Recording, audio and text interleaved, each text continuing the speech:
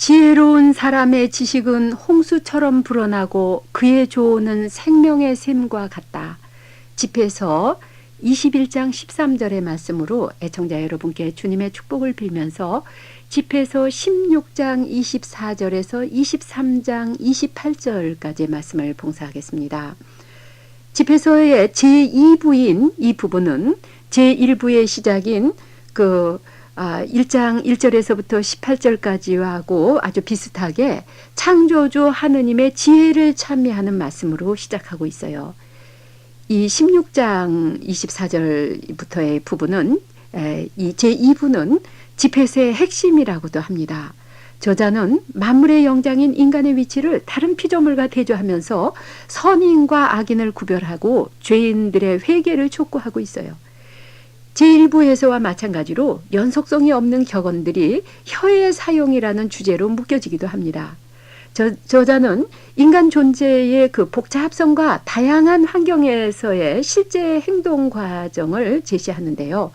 현자와 우둔한 자의 대조를 통해서 독자들에게 교훈을 심어주려고 합니다. 특히 23장 1절과 4절은 신약성서의 사상과 아주 가까운 대목으로 구약성서 중에서 하느님을 아버지로 제시하고 2인칭으로 부르는 유일한 그 구절이 되기도 합니다. 또 만물의 영장으로서 인간의 존엄성을 아주 크게 얘기하고 있는데요. 17장에서 주님께서는 흙으로 만든 사람에게 일정한 수명을 주시고 땅 위에 있는 모든 것을 다스릴 권한과 힘을 주시고 그들에게 당신 모상대로 만드셔서 인간을 하느님 모상으로 만드셔서 모든 생물에게 사람을 무서워하게 하고 사람이 그 짐승과 만물을 지배하게 하셨다는 말씀이죠. 우주 만물 위에 뛰어난 인간이 이 주님께 받은 5가지 능력 외에도 6번째는 지능을 주시고 7번째는 말을 하게 하셔서 당신의 업적을 풀이하게 하셨고 사람에게 입과 혀와 눈과 귀를 주시고 마음을 주셔서 생각하게 하시고 지식과 분별력을 풍성하게 해주시고 성과 악을 분간할 수 있게 해주셨다고 합니다. 특히 당신의 위대한 업적을 보여주시려고 하나님께서는 그들의 마음속에 눈을 주셨다고 17장 8절에서 말씀하십니다. 그래서 그들은 그 마음 눈으로 하나님의 위대하신 영광을 보았고 귀로 그분의 영광스러운 음성을 들었기에 사람들은 주님의 거룩하신 이름을 찬양하고 그분의 위대한 업적을 전하게 하면서 또 그들에게 모든 악을 경계하고 이웃에 대한 의무를 다하게 하시는 것입니다. 주님께서는 그들에게 사랑의 빛을 주셨고 주님은 인간의 자선 행위를 옥새처럼 귀하게 여기시고 인간의 선행을 당신의 눈동자처럼 아끼신다고 17장 22절에 말씀하세요. 주님께서는 또 회개하는 자들이 당신께로 돌아올 길을 열어놓으시고 희망을 잃은 자들에게 힘을 주신다고 하십니다. 17장 25절 이하에서는 주님께로 돌아오라 죄를 끊어버리라 주님께 기도하여라 주님의 마음을 상하게 해드리지 말아라 지극히 높으신 분에게 돌아오라 부정한 행위를 버려라 그리고 악한 것을 역겹게 생각하라고 거듭 말씀을 하고 계세요. 주님 자비의 크시며 당신께 돌아오는 자들에게 너그러우시며 인간은 모든 것을 다 이룰 수 없다. 언젠가는 죽기 때문이라고 그 하느님을 찬미했다가 또 인간을 이렇게 인간의 실상을 묵상했다가 지에서는 이렇게 그 여러 가지 교훈을 주고 있어요. 그러면서 그렇듯이 존엄한 인간의 허물을 논하면서 인간이란 무엇인가? 무슨 쓸모가 있는가? 인간이 잘하면 얼마나 잘하고 더구나 그 잘못이야 어디에다 쓰랴? 인간의 수명은 기껏 산데도 100년을 넘지 못한다. 인간이 사는 그 몇 해를 영혼에 비하면 대양의 물 한 방울이고 백사장의 모래 한 알인데 주님이 인간들을 오래 참아주시는 이유가 바로 여기 있다는 것이죠. 인간에게 자비를 쏟아주시는 이유가 또한 여기에 있다는 말인데요. 그래서 더 많은 용서를 베푸신다고 하십니다. 그래서 인간 역시 동정심으로 그 이웃을 대해야 하고 이웃에게 선행을 해야 한다는 말씀이죠. 그리고 남에게 이 짧은 인생을 살면서 서로 도우면서 자비를 베풀어 베풀면서 사는 것에 유의하라는 그런 말씀으로 남에게 선물을 하면서 듣기 싫은 소리를 덧붙이지 말라고 이렇게 그 말에 주의할 것을 또 거듭 말씀을 하고 있어요. 말로 천냥빚을 갚는다는 우리말 속담처럼 말 한마디가 값진 선물보다 더 낫다고 말을 하고 있습니다. 그러면서 너그러운 사람은 이 두 가지를 다 갖추는데 어리석은 자는 주지도 않으면서 남을 욕하고 인색한 자는 선물을 주면서도 남을 울린다고 18장 15절에 말씀하세요. 말하기 전에 배워라. 병나기 전에 몸조심해라. 심판대에 나가기 전에 먼저 반성해라. 배고플 때는 배부를 때는 배고픈 때를 생각하고 돈이 많을 때는 가난과 궁핍을 생각하라고 이렇게 말하면서 아침에서 저녁까지 시간은 흐르고 주님 앞에 만물은 하루살이라고 말을 합니다. 그래서 이 하루살이 인생을 지혜로운 사람은 만사에 조심하고 죄악의 시대에서 죄를 피하려고 노력한다고 말을 하고 있어요.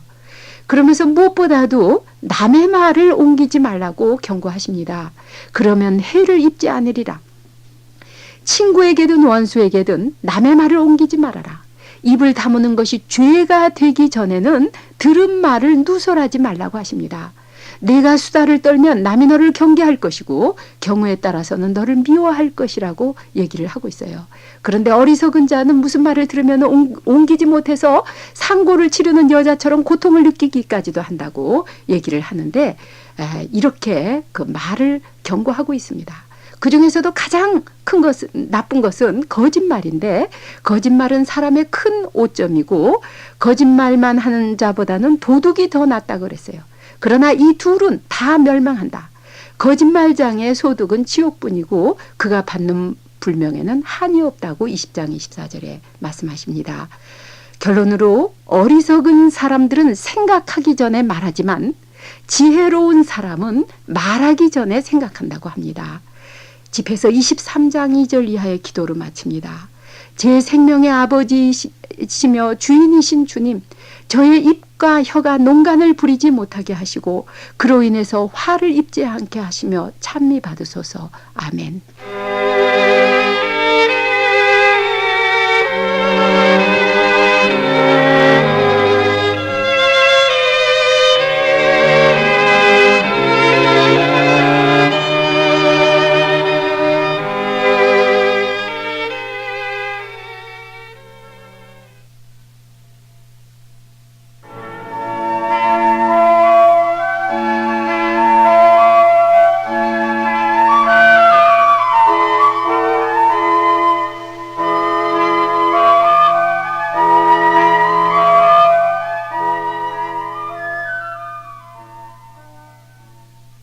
예수님, 지혜를 위하여 몸바쳐 일하는 사람은 얼마나 행복하며 자기 마음에 지혜를 간직하여 현명하게 된 자는 얼마나 행복한가.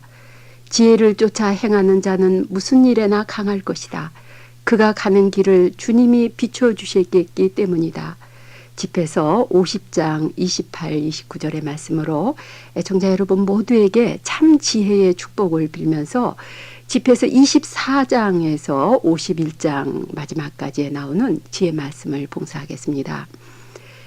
지혜를 높이 찬미하는 24장은 집회서의 절정으로 지혜에 관한 모든 교의를 요약하는데요. 하느님의 첫 창조물인 지혜가 만물의 창조의 중재 역할을 하는 인격체로 자신을 소개합니다. 지혜는 스스로 자신을 찬미하고 군중들 속에서 자기의 영광을 드러낸다. 나는 지극히 높으신 분의 입으로부터 나왔으며 안개와 같이 온 땅을 뒤덮었다. 나는 순결한 사랑과 경외심과 지식과 거룩한 희망의 어머니다. 나를 원하는 사람은 나에게로 와서 나의 열매를 먹어라. 나의 추억은 꿀보다 더 달고 나를 먹는 사람은 더 먹고 싶어지고 내 명령대로 일하는 사람은 죄를 짓지 않으리라. 24장 1절에서 22절 사이에 나오는 찬미가 있죠. 지혜를 지닌 자의 특징이 말에서 드러나고 그 말의 결과에 대해서 얘기하기를 마음은 변화의 뿌리이다. 그것은 네 갈래로 나타나는데 선과 악, 생명과 죽음이다.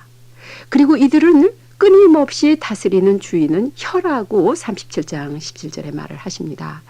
혀가 끼치는 해악에 대해서 특별히 부언하기를 매에 맞으면 맷자국이 날 뿐이지만 혀에 맞으면 뼈가 부러진다. 칼에 맞아 죽은 사람이 많지만 혀에 맞아 죽은 사람은 더 많다고 28장 17절에 말씀하세요. 탈무드에는 혀로 인한 세 가지 피해를 말하는데요. 먼저 비방하는 사람 자신이 피해를 받고 그 다음은 그의 말을 듣는 사람이 손해를 보고 마지막으로는 비방을 당한 자라고 해요. 여기서 다음 충고가 따릅니다. 젊은이여 꼭 필요한 때에만 이야기하고 그 외에는 질문받았을 때만 말하여라. 너는 말을 골라서 간결하게 하여라. 지식 있고도 과묵한 사람이 되어라. 이 32장 7절의 말씀은 지에서 곳곳에서 되풀이되는 말씀이죠. 왜냐하면 말은 만사의 시작이고 충고는 모든 일에 앞서 필요한 때문이라고 얘기를 합니다. 말은 사람의 마음속을 드러낸다고 했어요. 저 사람은 말만 잘해야 하지만은 사실은 정말로 말을 잘하는 사람은 정말로 그렇게 사는 사람, 그렇게 생각하는 사람이에요. 그래서 말하기 전에 이미 속으로 생각이라는 것은 속으로 말을 한 거거든요. 속으로 한 말이 그대로 겉으로 드러나는 것, 그것이 참으로 말을 잘하는 것입니다. 그래서 말을 다 듣기 전에는 사람을 칭찬하지 말라고 그랬는데 그 말을 다 듣는다는 것은 외적으로 소리를 내서 하는 말 외에 그 사람 전체의 삶이 말이라는 것이에요. 사람은 그의 말로 평가되는 때문입니다. 지혜를 지닌 사람의 또 다른 특징은 자비와 용서인데요. 이는 지혜의 근원이신 하느님의 특성을 닮은 것입니다. 그러기에 보복하는 자는 주님의 보복을 받을 것이며 주님께서 그의 죄를 엄격히 헤아릴 것이다. 이웃의 잘못을 용서해 주어라.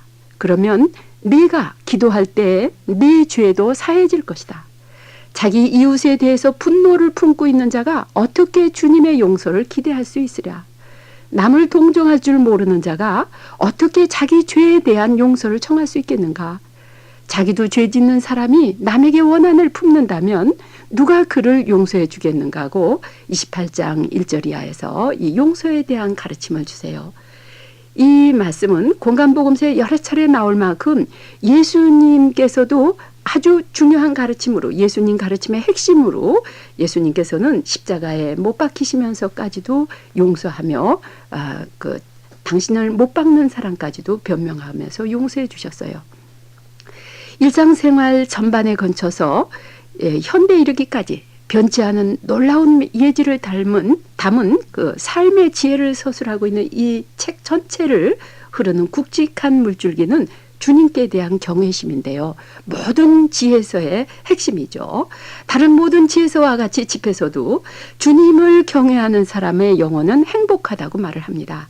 주님을 경외함이 주님을 사랑함의 시작이며 주님에 대한 사랑의 시작은 믿음이다라고 25장 11절에 하시면서 주님을 경외하는 것이 모든 것을 능가한다고 결론 짓고 있습니다. 주님을 경외하는 정신을 가진 사람은 살 것이다. 그들을 도와주신 분이 곧 그들의 희망이기 때문이라고 하면서 주님을 경외하는 사람은 부족함이 없고 다른 아무 것에도 의지할 필요가 없다고 말씀을 하십니다. 그리고 집에서 44장에서 54장 사이에는 창세기 태고사에 나오는 에녹에서부터 바빌론 유배 이후의 느헤미야까지를 연대기적으로 회고하면서 또 에녹에서부터 아담까지를 간단히 회고하면서 대사제 시몬을 칭송하고 있어요. 이것으로 참 지혜가 이스라엘에 속한다는 이론을 구체화하면서 이스라엘 역사의 위인들을 지혜와 연결해서 재해석하고 있어요. 이처럼 지혜는 이스라엘 전 역사를 통해서 활동하고 하느님을 경외하고 신뢰하며 충실하고 겸손한 자, 마음이 가난한 자들과 함께합니다. 집회서 후반부는 이처럼 선조들의 지혜를 찬양하는 것으로서 지혜의 원천인 하느님께 영광을 드리고 있어요. 성서 저자가 젊어서부터 열심히 기도하며 온 힘을 기울여 추구했던 지혜는 마침내 순결 속에서 찾아냈다고 했는데요. 이것은 예수님께서 마음이 깨끗한 사람은 하느님을 배우리라고 하신 말씀과 같은 맥락이라고 봅니다. 하느님께 드리는 감사와 이 찬미로 끝을 맺는 집에서는 구약성서에 일괄된 하느님의 모습, 만물의 창조주, 유일하고 무한하신 분, 어미의 심판자, 자에게 푸신 분을 찬양하고 있어요. 이스라엘 백성 전체의 아버지시고 그들 각 개인의 아버지셨던 하느님은 새 이스라엘인 우리의 아버지십니다. 어린이처럼 그분을 신뢰하며 감사와 찬미를 드리도록 우리를 초대하고 있어요. 주님이시며 임금이신 당신께 감사를 드리며 나의 구원자이신 하느님을 찬양합니다. 좋으신 주님, 구약 지혜서들의 흘러넘치는 생수의 강물이 애청자 모두의 가슴을 적시어서 어느 시기보다도 가장 절실하게 지혜가 필요한 우리나라의 정치, 사회, 교육, 종교 모든 지도자들을 지혜로 채워주심으로 찬미받으소서. 아멘.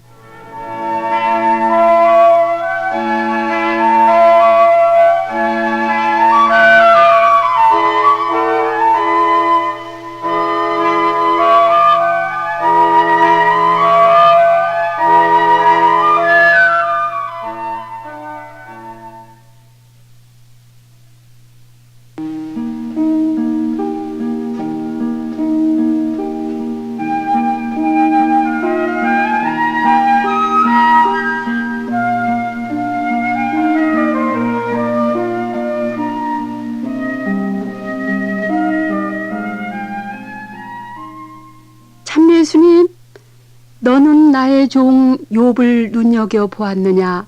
그와 같이 흠없고 올바르며 하느님을 경외하고 악을 멀리하는 사람은 땅 위에 다시 없다. 욥 2장 3절의 말씀으로 애청자 여러분께 주님의 평안을 빌면서 욥기 입문과 1, 2장의 말씀을 봉사하겠습니다. 일상생활에 광범위한 교훈을 서술한 잠언이나 집회서와 달리 욥기는 무죄한 자의 순환이라는 의인의 고통을 주제로 하느님이 어떤 분이신지를 바로 알려주고 있어요. 인과응보의 사상과 상선벌학의 교리를 삶의 기초로 삼았던 고대 이스라엘 사람들은 하느님의 상과 벌을 현세에서 받게 된다고 믿었죠. 따라서 장수, 출산, 부, 명성 이러한 것들은 착한 사람들이 받는 상이고 죽음은 악인의 벌로 여겼어요. 그러나 이 유물적인 상벌 교리가 많은 사람들에게 적용되지 않음을 점차 깨닫게 되었고 욥의 이후의 현자들과 그 예언자들이 이 문제를 탐구하기 시작한 것이죠. 여기서 공의하고 선하신 하느님이 어떻게 악을 용납할 수 있는가? 어떻게 죄 없는 사람이 억울하게 고통을 당하게 하시는가 하느니 많은 질문이 나오게 됩니다. 욥기는 가혹한 시련과 고통에 처한 한 인간이 극도의 혼란 중에 질문을 계속하다가 인간을 무한히 초월한 하느님께 승복하게 이르는 길을 서술한 성서인데요. 이 욥기의 저술 동기는 성전과 조국의 파멸에 좌절한 백성에게 의인 욥의 이야기로 그들이 처한 그 고통과 국난에 대해서 이야기할 말문을 열어주면서 고통을 통한 하느님 체험과 깨달음을 제시하기 위함이라고도 합니다.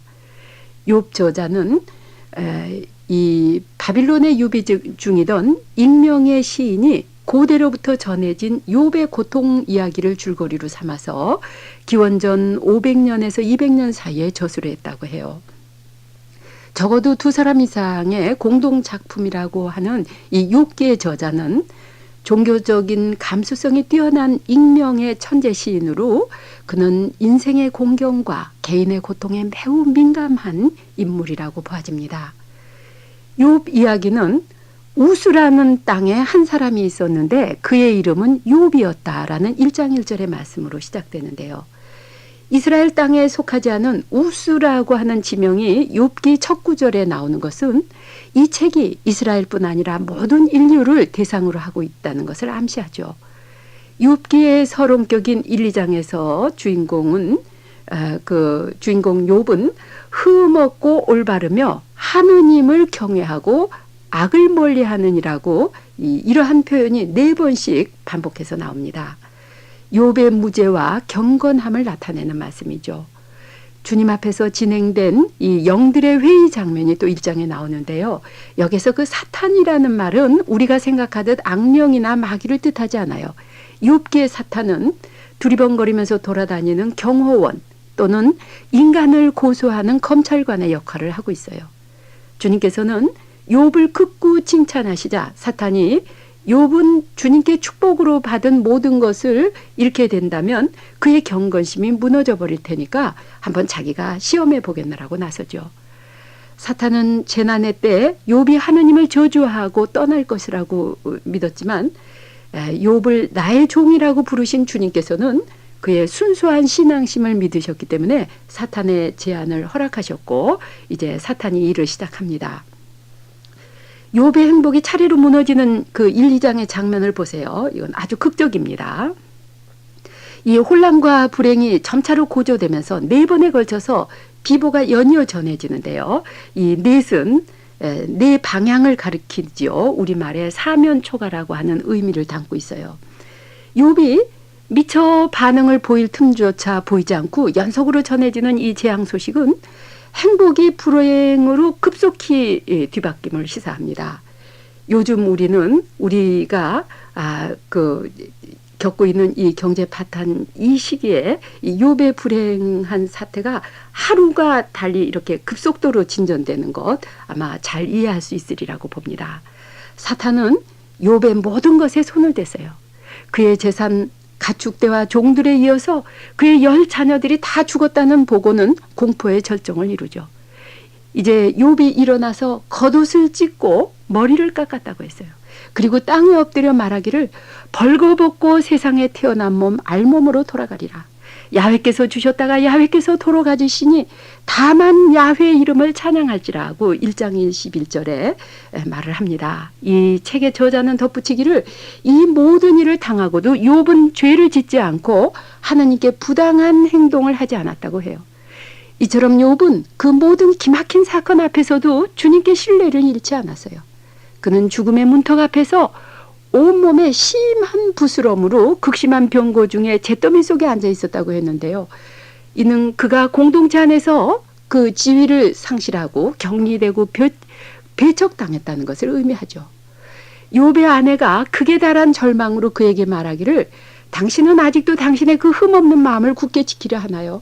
하나님을 저주하고 죽어버려요. 이렇게 말했을 때 그의 아내는 욥이 그토록 신실하게 믿어온 하느님께 욥이 버림받았다고 생각했기 때문에 하느님을 저주하고 죽는 것이 그 고통을 그치게 하는 유일한 해결책이라고 제시한 것입니다. 가장 아픈 말은 가장 가까운 사람만이 할 수가 있어요. 사탄이 욥에게 아내를 남겨둔 이유가 바로 이 때문이라고 농담을 하기도 하죠. 욥은 아내에게 말하기를 당신은 미련한 여자들처럼 말하는구려. 우리가 하느님에게서 좋은 것을 받는다면 나쁜 것도 받아들여야 하지 않겠소? 이렇게 말을 합니다.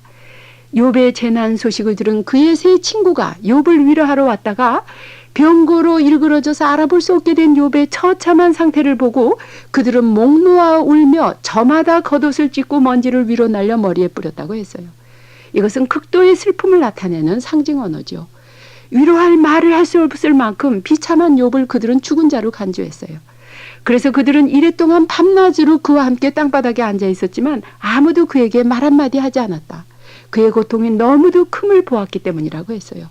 그들은 욥을 죽은 자와 다름없이 간주하고 죽은 자를 위한 통곡 기간인 7일 밤낮을 침묵 중에 앉아 있었던 것이죠.